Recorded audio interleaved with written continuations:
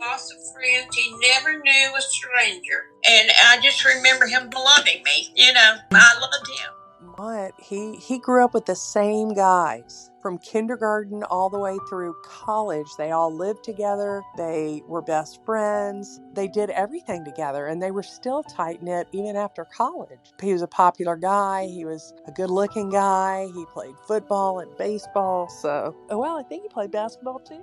Mont Highley, a striking figure with dark brown hair and captivating blue eyes, was the embodiment of Southern charisma. Born into a family of distinction, he was the youngest of 3 children born to Dr. Mont Highley and Gail Highley.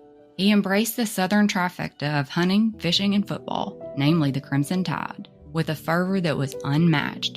He loved the outdoors. I don't even think he ever put a shirt and tie on ever again. But Mont was more than just a sports enthusiast and an outdoorsman. He was a free spirit who charged his own course, living life entirely on his own terms. He was very private and just didn't want us to know or talk about his personal life. He was a lone wolf, but he loved our kids. He'd love to get my number. He can do it very well.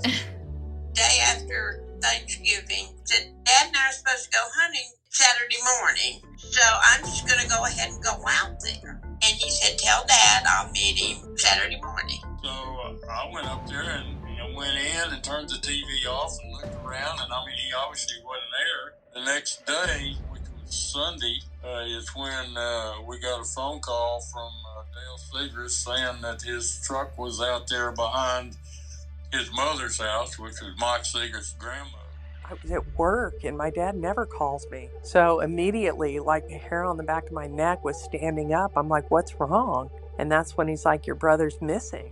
We've known all those people ever since we've been in Montgomery. I especially know the principal because I was very active in the school. I was president of the PTA, the sport, all that stuff. I did. Whoever did it, they took a son, they took a brother, they took an uncle, they took somebody away from a family that was loving and miss him every day. The reaction was the weirdest thing you could imagine. Number one, they didn't acknowledge that it was Mont's car to begin with. Number two, as the investigation proceeded, we were told that every individual that lived on County Road 30 was represented by Dale Segrist, and they could not be interviewed without him being present.